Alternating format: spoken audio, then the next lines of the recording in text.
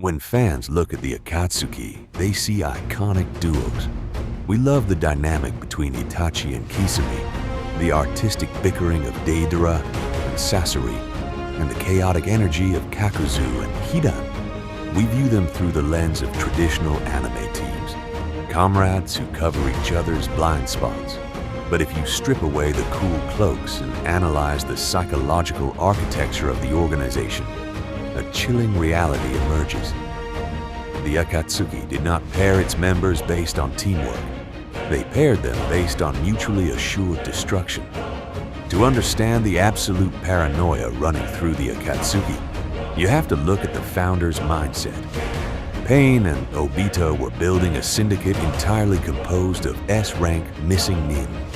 These were men who had already committed treason, slaughtered their own families, and assassinated their own Kag. By definition, every single member of the Akatsuki was a proven, remorseless traitor.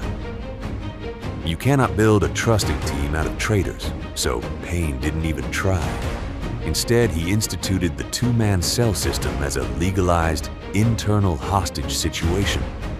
Every duo was meticulously calculated so that if one partner decided to betray the organization, the other partner possessed the exact psychological or biological profile required to execute them on the spot.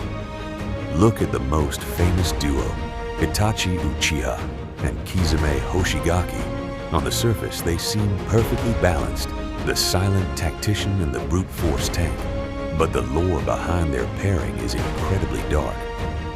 Kisame was known as the Monster of the Hidden Mist, a man whose specific role before joining the Akatsuki was to execute his own comrades to prevent intelligence from leaking.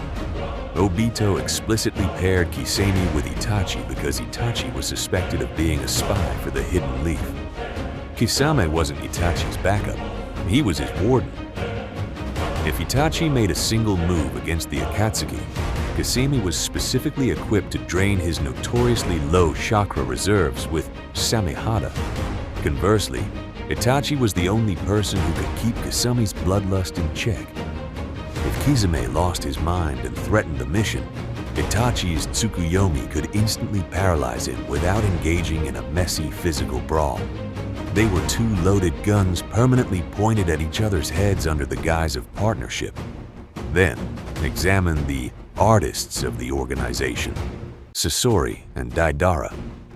They spent all their time arguing over the philosophy of art, whether it was eternal or fleeting. But tactically, their pairing was a masterclass in covering fatal flaws. Deidara was an aerial bomber who operated with reckless, explosive chaos.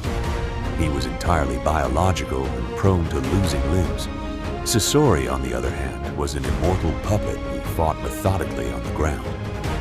Their synergy wasn't born from friendship, it was born from extreme hazard mitigation. If Deidara's reckless carpet bombing accidentally caught his partner in the blast radius, Sasori's puppet body wouldn't feel pain or bleed to death. If an enemy closed the distance to attack Deidara's vulnerabilities, Sasori's poisoned iron sand was an instant, lethal deterrent. They were paired because Sasori was one of the only beings on Earth who could survive standing next to Deidara. And as established with the zombie combo of Kakuzu and Hidan, Pain intentionally paired the ultimate raging capitalist with an immortal religious zealot purely because Kakuzu had a habit of slaughtering his teammates. Pain essentially used Hidan as an indestructible punching bag to keep Kakuzu's violent temper from depleting the organization's roster.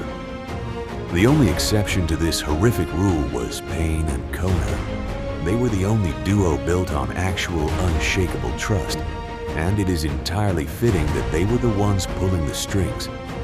The Akatsuki was not a brotherhood of outcasts. It was a carefully balanced Mexican standoff.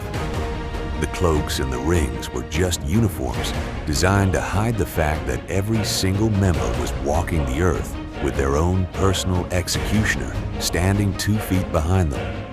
If a global superpower is built entirely on the premise that your partner's primary job is to watch you die or kill you themselves, were the Akatsuki ever truly a unified threat to the world?